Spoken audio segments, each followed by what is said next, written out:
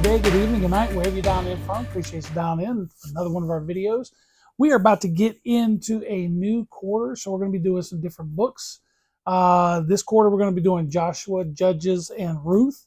And I figured it'd be a good time to talk about the book of Joshua to kind of give you a brief synopsis of what that book is all about before we get into it in our normal studies. Again, as always, this is kind of a real general version, a general history of the book. I'm not going to get too deep into the weeds trying to explain some of the stuff behind it. That's going to be what we're going to be doing week to week as we go through the study of the book of Joshua. So, but looking at the book briefly, we're just going to talk about that, give you an idea, and hopefully you'll be inspired or motivated to dig a little deeper.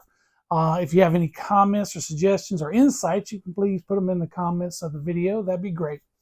So when we look at the book of Joshua, it comes at a really different time. If we look at that, the book of Joshua is the sixth book of the Bible. The first five books of Moses, of course, Moses dealt with, right? So, and Moses was a big part of the history of the Jewish people. And it was time to, pass that flame on, pass on the leadership, So Joshua was the one that was appointed by God to succeed, to be Moses' successor. Now, looking at the book of Joshua is kind of a hinge book, and what do I mean by that? Well, it's kind of at the crossroads of looking back and seeing what had happened in the past, as far as what God introducing Himself and rescuing His people and the promises that were made. And looking forward to what Joshua lays the foundation for God's promise to His people that will lead into Kings, of course, David and Solomon and so forth. So it's kind of, like I said, it's kind of that crossroad a book. So that's what we have to look at. And it's more historical than anything else. It's not, of course, the history of it is also a witness to God's promise being fulfilled. It also shows what happens when a man follows God completely and without question, and a nation follows God without question. So it's just one of those. It's more historical than the first five books of the Bible, which is considered the Pentateuch, Genesis, Exodus, Leviticus, Numbers, and Deuteronomy. So, it's kind of like a new chapter, so to speak, a new beginning, but not necessarily a beginning. What it is God is ready for His people to inherit what He promised Abraham.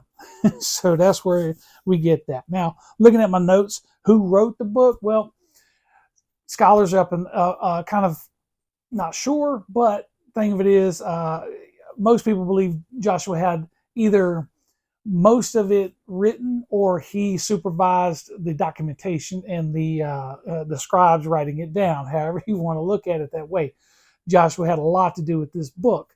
Now there is some scholars believe there's evidence of stuff being added at a later date, but not too later from the events that took place. Nonetheless, the book is replete with examples of first-person encounters, which suggests that the book was written at that time. Now, the date of the book of Joshua, we know the date of the Exodus is around 1446 BC. So when we surmise that most of the book is written by Joshua between 1406 and 1380, some of the portions were probably added later on, but not too later after that. The events of the book cover a span of less than a decade, beginning in 1406, about 40 years after the Exodus. So that's kind of where, that's kind of the idea of where they're giving it. It's a solid book for we can kind of document where it was, who read it, and we can also give a timeline approximately where it took place based on outside sources such as Egyptian sources and some other the Babylonians and that kind of stuff. Now the book is structured into two parts. Chapters 1 through 12 describe Israel's conquest of the land. This is God's plan in action, right? And then 13 to 24 describes the land's allocation to the 12 tribes. So again, this is a book of action going on here. And what are some of the themes of the book? Well, we're looking at faith and obedience. We're looking at Joshua extorts the people to strong and courageous, obeying God's commandments. Yes, Joshua is the point of the spear. He's the leader, right? He's leading the charge and he's holding his people accountable. Okay, so he is leading by example and he is exhorting them. He is telling them that God is courageous, he is faithful, and he is with us. So all we got to do is follow him. And it also shows God's faithfulness. The conquest and division of the land demonstrate God's power and faithfulness to his promises, which he made years ago. Over and over again, the book declares that God gave the land to Israel. Yes, it does. And we also see an example of more accountability with the story of Achan, which shows the consequences of disobedience. So God wanted them all in on what he was saying. He wanted them to believe him, follow him, and listen to what he says to the T, right? They had to listen to everything. There was no deviation from this plan. And when we see that there is a deviation from what God says, Joshua acts accordingly. So, but we'll get in that when we get into, like I said, when we start studying more into the chapters themselves in the upcoming series. Now, who was Joshua? What do we know about Joshua? Well, the thing of it is, he's described as devoted student of Moses, brilliant commander. I mean, he learns a lot of things. Sitting at the feet of Moses, he learns a lot of things. He sees what Moses has to do, the good and the bad. As we know, Moses had a hard time with this generation of rebellious people coming out of Egypt. And Joshua was there to see all that, and he was to witness that. So Joshua knew what to do and what not to do by watching Moses and how he acts. His leadership combined with spiritual devotion with practical military strategy. And he's often cited as a model of faith, courage, and obedience to God. So now we know that he was successor to Moses and led the Israelites into the promised land and is celebrated as a faithful leader and military commander. So yeah, we know that. Looking at my notes. But who was he? Joshua was originally named Hoshea, which was the son of Nun from the tribe of Ephraim. And Moses renamed him Yeshua, which is Joshua, which translates the Lord is salvation in Hebrew. He was born in Egypt during the time of the Israeli enslavement and first appears in the Bible as a military leader. And we see that in Exodus 17:8 through 13, and Exodus 17, defeating the Amalekites at Rephidim and under Moses' guidance. So when we first see him, we know that he's pretty much established. We see that this is where he starts coming so kind of onto the world stage is during this battle. And under his Moses' leadership and guidance, he tends to come forward, right? So he enters the world stage as a victorious commander when we first see him there in Exodus 17. So, and the thing with this, Joshua served as Moses' assistant, accompanied him on Mount Sinai, remained in the tent of meeting while Moses communed with God. He was one of the 12 spies sent out to scout Canaan. If we do remember this, the last part that we see of Joshua before Moses passed on, we see that he was one of the 12 that were sent into the land of Canaan, and him and Caleb were the only ones to come back with a positive report of the land. Caleb and Joshua were like, hey, man, this land is awesome. It's right for the picking. Let's take it. I'm ready. Let's go. But the other 10 were scared. They were like, there's giants in the land and we can't defeat them. And sorry, but we can't do that. And of course, I'm pretty sure Joshua and Caleb were upset, and but not as much as God. God said, okay, God kind of had his fill, so to speak, of that rebellious generation and said, okay, you guys don't want to hear what I'm willing to give you, and I'm going to be there to help you get your inheritance. You're not willing to accept that. So you're going to wander in the wilderness for 40 years until that generation passes on. And the generation that learns to trust me and depend on me will be ready to inherit the gift I will give them, the promise, the covenant that I made to your ancestor Abraham. So That's where we see Joshua. Joshua, of course, probably upset. He's like, man, I got to wait another 40 years. So, but he was faithful nonetheless. There's nothing to say that Caleb or Joshua were upset and they were mean. They were going to follow God regardless. And Joshua is the model of the devoted person to God. And he is a good example to us in regards to devotion, right? So now, of course, after Moses' death, God appoints Josiah as the leader of the Israelites, commanding him to be strong and courageous, first of all, and promising his presence and support. So Joshua really had no fear. I mean, his God was telling him, "Hey, be strong, be courageous. I'm with you, 100% going forward." And Joshua's response was, "Amen. Let's do this." And he led his people into the conquest of Canaan. So he overseen all that.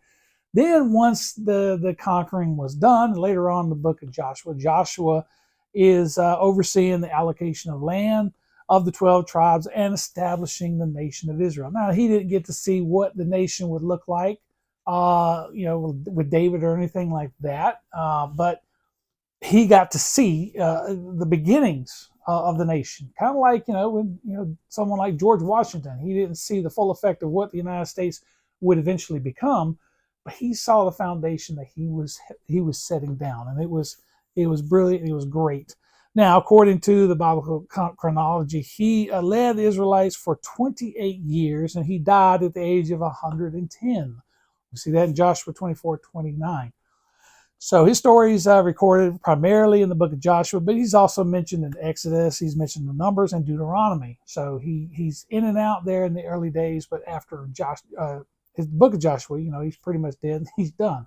He's done the work that God set him out to do. And of course, he's respected by both Jewish and Islamic traditions. And with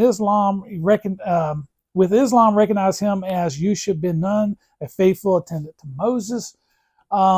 So, there is some cross-reference in regards to religion, so to speak, where Joshua is just, for the most part, well respected as a commander and servant of God. Now, what example does he show to you and me? I think I've hit on this. He exemplifies the importance of faith, courage, obedience, and fulfilling God's promise. If we want to pray to God and we petition him for miracles, if we're petitioning him for help, or we're petitioning him for intervention, we need to expect that, right? At the same time, if he's telling us to be faithful to him, we need to do that without question. So we look at Joshua, and Joshua is a good example of what we could do in our Christian walk, day to day, month to month, hour to hour, year to year. So very important for us. Now, in summary, the book of Joshua is a historical theological narrative that transitions Israel from the wilderness to the promised land, emphasizing God's leadership, the importance of faith, and the need for covenant loyalty. Yes, that kind of sums up what the book is all about in regards to for us to look at when we start studying this stuff. It's a very good, like I said, historical and theological narrative for us to look at. Now, going through the series this year, I'm going to be going through the commentary that's given to us by the Explorer of the Bible, and I just wanted to read something real quick from that. The book of Joshua conveys three main emphases: the possession of land, obedience to the commands of Moses, and driving out the people of the land. Underlying all three themes is the concept that the land is God's gift to give.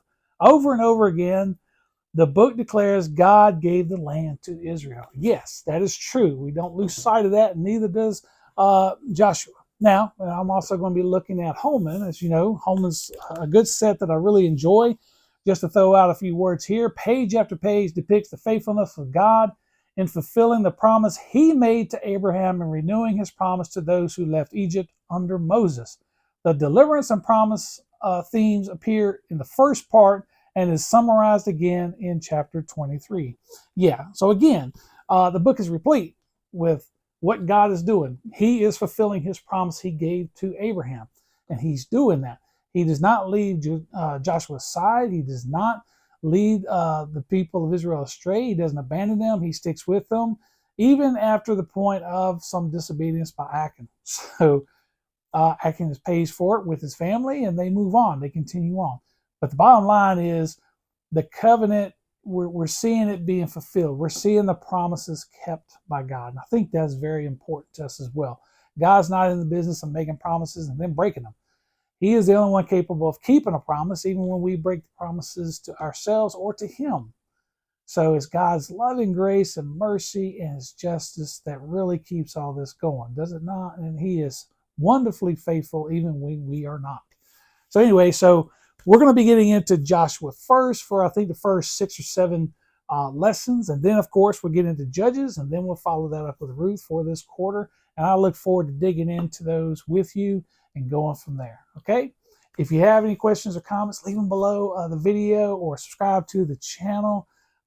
Hit a like button to kind of help us out, those kind of things. As always, we appreciate it. I look forward to you studying with us for this coming quarter. Until next time, take care and God bless.